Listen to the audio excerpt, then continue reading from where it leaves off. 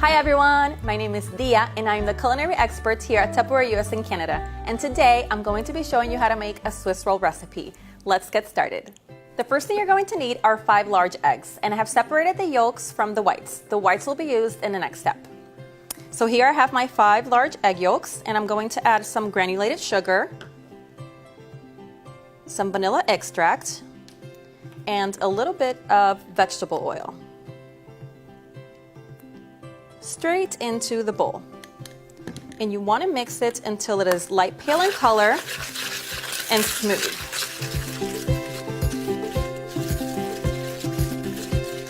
Next step, we're going to add some all-purpose flour, and you're going to continue mixing until it is well combined.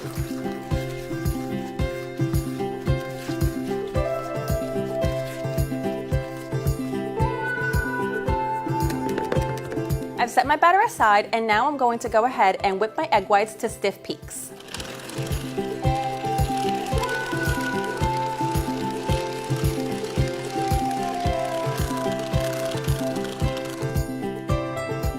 And you know they're ready when you can do this.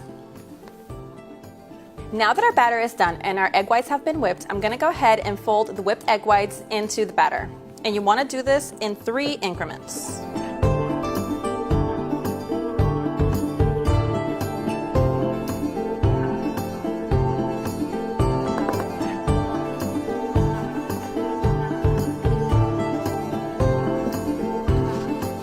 And you want to make sure that when you fold your egg whites into your batter, you do it carefully so they don't deflate and lose their air. That's what's going to make this cake really flexible so you can roll it later on.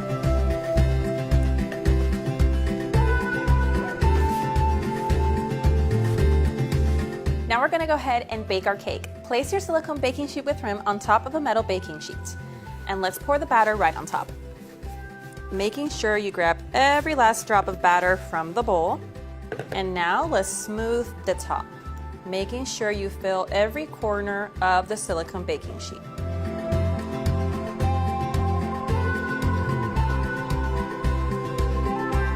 Perfect.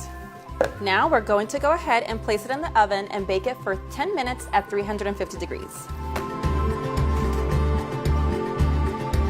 Now we're going to go ahead and make the filling. And you can fill it with any kind of jams or jellies or even whipped cream, but I'm going to go ahead and make a quick chocolate mousse. In the base of my Power Chef, I have 1 cup of heavy cream, and I'm going to go ahead and whip this to stiff peaks.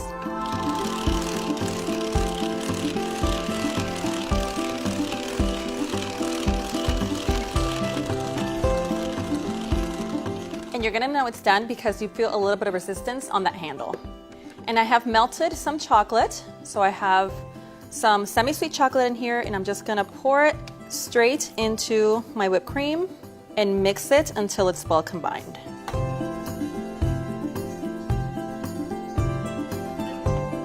All right, this looks good. I'm gonna go ahead and place it in the fridge until I am ready to fill it. All right, now that the cake has come out of the oven, this part goes by really quick, so pay close attention. I have let it cool for like 1 or 2 minutes. Now I'm going to put a lot of powdered sugar over the surface of the cake, place a microfiber towel on top, and then roll it so it cools in the rolled position.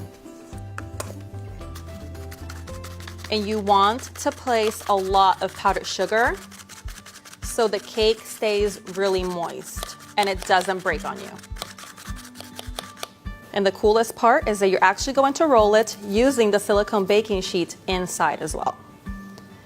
So just roll it as tightly as you can, pushing that excess towel around. Dust off the excess. And now we're going to go ahead and place it in the fridge and let it cool for 20 to 30 minutes. Now that our cake is cool, we're going to go ahead and unroll it and fill it. And it's okay if you have excess powdered sugar. That will just combine with your filling. We're just going to spread this all over the top of the cake.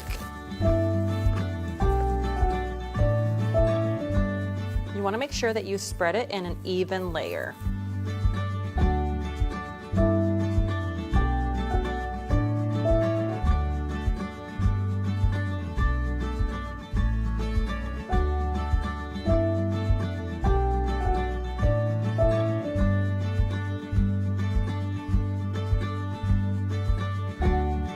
that's it, guys. It's all ready to go. You can go ahead and put any kind of garnish you'd like. I'm gonna place some powdered sugar on top and some fresh berries, and I'm gonna have a bite. Ta-da! And that's how you make a Swiss roll. Now the most important part, the taste test. Not gonna lie, this is my favorite part of, cooking in general. It's so good. There's a perfect amount of filling. It's moist, and I could eat this whole thing, but I won't. Thank you so much for watching me today. I hope you guys make it at home as well. Until next time.